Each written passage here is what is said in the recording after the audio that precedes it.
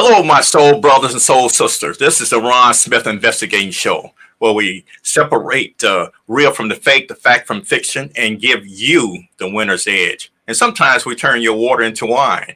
Tonight episode is going to be episode one, The Talk. Normally, when parents talk to their children, it's about their career, about school, about extracurricular activity. But today, I have a very serious conversation, and this is to have a strategy for our kids to come home alive. I have a son and a daughter, so my talk will be totally different from my former white peers. And today, we're going to talk about what you should do if you get stopped by the police. I know this is going to be a continual conversation, so I'm going to kick it off with this. One thing that I know for sure is that being a black man in America, I just have this dual consciousness. And the dual consciousness was from this book I read from Dr. W.E.D. Du Bois, The Souls of Black Folks. And basically what he was saying, being black in America is being an African American or black, and also this thing we call being an American. Knowing that when I walk through the door, people have a different perspective of me than I have of myself. I am a well-educated black man, take care of my family, et cetera, et cetera. In my community, doing community service, active in my house of worship. I do all those things that is necessary for a person considered a patriot, because I serve my country in two different aspects, as being in law enforcement and in the military, and taking care of my family, and been married for 42 years. But when I am approached, or when a person see me walk through the door, they have their own perception of me as being 6'3", close to 205 pounds, what that looks like. So I am aware of that perspective, but also I have to protect my own mental health. I understand that I need to do the things that keep me with my head up. But today we're going to focus on what you need to do when you're stopped by the police. And this is the talk that I have given over the last 40 years from different aspects. And I have talked to my children individually, my son and my daughter.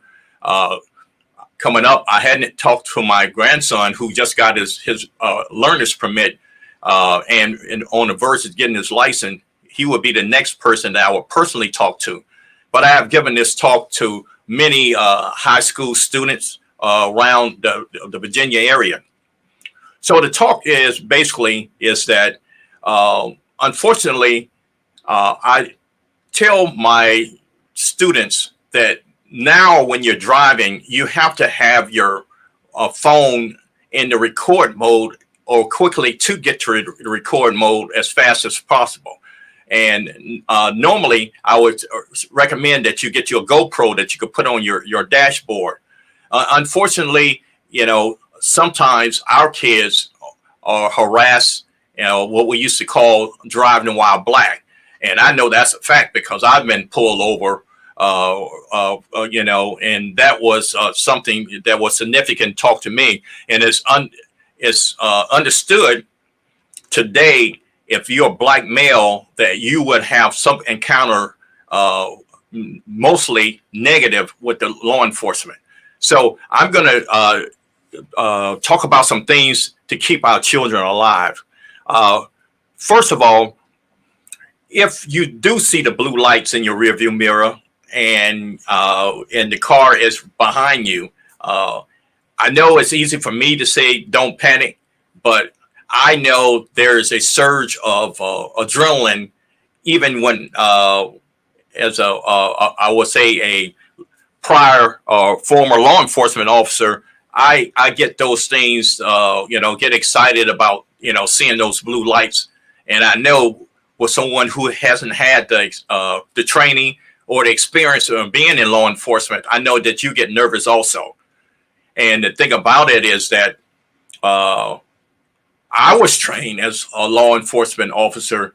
That would be a natural response. But you might get someone who hasn't had the extensive training, and they are nervous within themselves.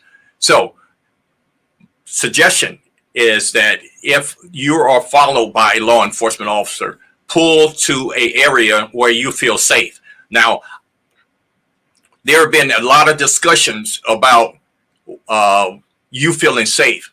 I know there have been a lot of incidents where, especially if you're a female, you need to pull to a area that's well lit. Normally, it's a service station or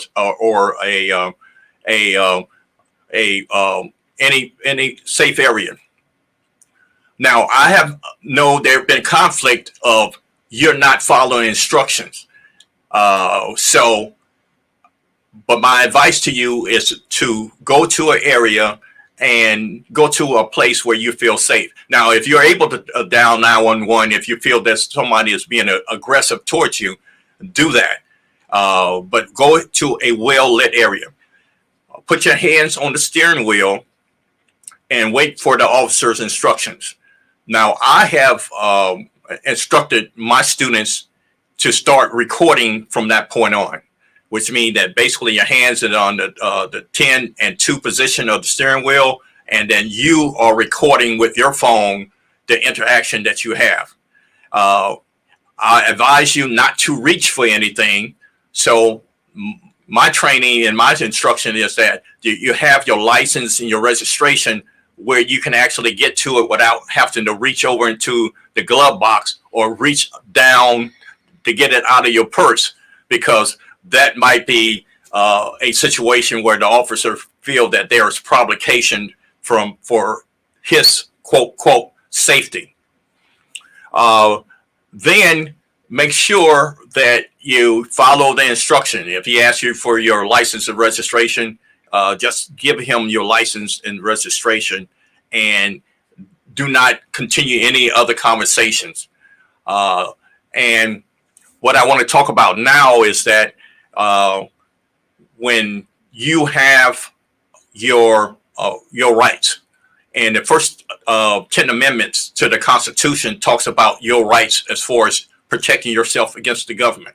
In this case, the police is acting in the force of the government. And I want you to do your homework and understand what qualified immunity is, because that is one of the shields that protect law enforcement, even if they're in error of their activity. Qualified immunity. Make sure you understand exactly what that means. What comes into play right now is your Fourth Amendment rights, your Fifth Amendment rights, and your Sixth Amendment rights. Your Fourth Amendment rights, in a nutshell, is you have a right to protect yourself from unlawful searches, which means that basically do not, if a law enforcement officer said, "Can I search my car?" Search your car, which means that basically if you say yes, you have just voided your rights as a citizen. So my advice, and this is my advice because I'm not an attorney, is to tell him no, that you don't agree to any searches. Your Fifth Amendment rights is your right to remain silent, which means that basically there was a law passed a couple of years ago where if someone, law enforcement, think that you have committed a crime, they have to read you your Miranda warning. They don't have to read you your Miranda warning anymore. That was something that passed about 2 or 3 years ago. So exercise your right to remain silent. Number one, nothing that everything you say can and will be used against you in a court of law. That's the end of that preamble. And I can guarantee you 100% of the time, nothing that you say will be used as part of your defense. Everything you say from that point on will be used against you 100% of the time.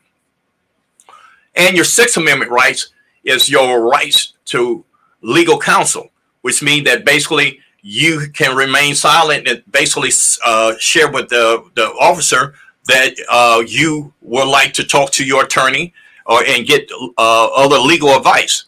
And that's one of the things that you should be adamant about, which means that knowing what your rights are to that point.